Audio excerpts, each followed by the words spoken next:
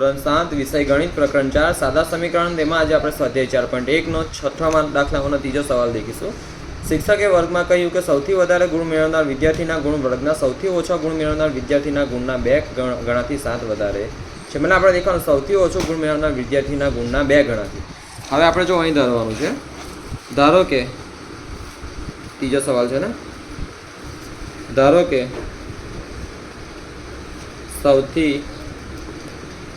સૌથી ઓછા ગુણ મેળવનાર વિદ્યાર્થીના ગુણ બરાબર વિદ્યાર્થીના ગુણ x છે, ગુણ x છે એવું ધાર લેવાનું બરાબર। હવે એમાં કીધું છે કે સૌથી ઓછા ગુણ મેળવનાર વિદ્યાર્થીના ગુણના 2 ગણા। હા, તે વિદ્યાર્થીના 2 ગણા કેટલા થાય? 2 ગણા કેટલા થાય? 2x થાય, 2 ગુણ્યા x તો 2x થાય, 2x થાય ને।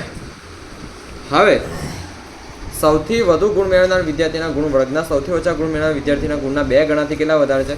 7 વધારે છે। અને સૌથી વધુ, હવે લખવાનું આખું જે છે તે કે સૌથી વધુ ગુણ મેળવનાર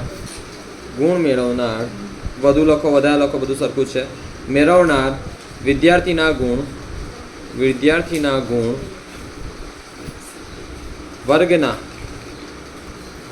વર્ગના સૌથી ઓછા ગુણ મેળવનાર વિદ્યાર્થીના ગુણના 2 ગણાથી 7 વધારે છે, 7 વધારે છે ને। આ આપણે જેટલું મેં અહીંથી અહીં લખીનું બકા મેં લખી દીધું છે, અહીંથી અહીં લખીનું મેં જસ્ટ લખી દીધું છે ને, અહીંથી આ બેઠું લખ્યું છે મેં। માટે પછી આમ લખાશે 2x કેટલા વધારે? 7 વધારે છે, માટે 2x વત્તા 7 બરાબર સૌથી વધુ ગુણ મેળવનાર વિદ્યાર્થીના ગુણ પણ આપણને અહીં કીધું છે કે સૌથી વધારે ગુણ કેટલા છે? 87। સૌથી વધારે ગુણ કેટલા છે? સૌથી વધુ ગુણ કેટલા છે? 87 છે, 87 છે, માટે 2x વત્તા 7 બરાબર શું થાય? 87 થાય। જો દાખલો અહીં પૂરો થાય છે, પણ તમને એવું કહે કે આપણે આ સૌથી ઓછા ગુણ મેળવ્યા છે, કેટલા મેળવ્યા છે તે શોધો, તો સિમ્પલી તો માટે જો શું કરવાનું છે, અહીં લગીને દાખલો પૂરો થાય, આપણે આગળ ખાલી કરાવું છું। 2x બરાબર 87, આ બધું પ્લસ આપવા જાય તો માઇનસ 7, માટે 2x બરાબર 80, માટે x બરાબર અહીં ગુણાકારમાં છે તો પેલા બાજુ શામાં થાય? છેદમાં ભાગાકારમાં માટે x બરાબર કેટલું આવ્યું? 40 દુ 80 2 ગયા તો કેટલા વધ્યા? 40। તો સૌથી ઓછા ગુણ આટલા હશે બરાબર, સૌથી વધારે ગુણ કેટલા છે? 87 છે। પરીક્ષામાં તમારે અહીં લગીને જ કરવાનું છે, સમીકરણ લાવવાનું છે, આ જસ્ટ એક્સ્ટ્રા છે બરાબર।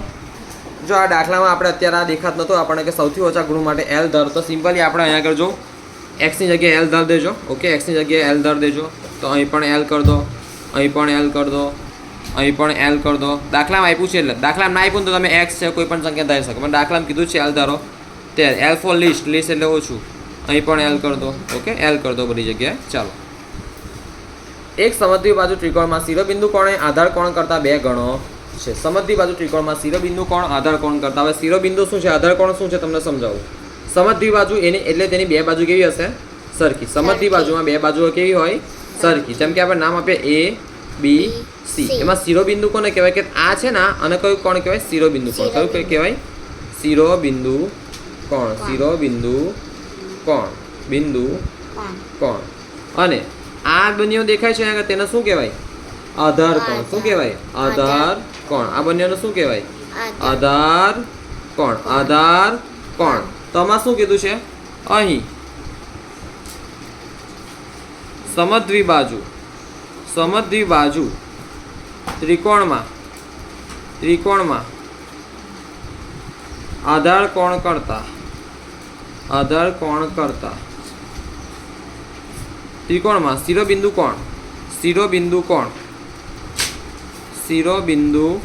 કોણ એ આધાર કોણ કરતા 2 ગણો છે. જેવું ચોપડીમાં લખ્યું છે તે જ હું અહીં લખું છું, બરાબર. 2 ગણો છે. હવે એમાં સિમ્પલી આપણને કીધું છે કે આધાર કોણનું માપ બી ધારો, તો આપણે લખી દેવાનું ધારો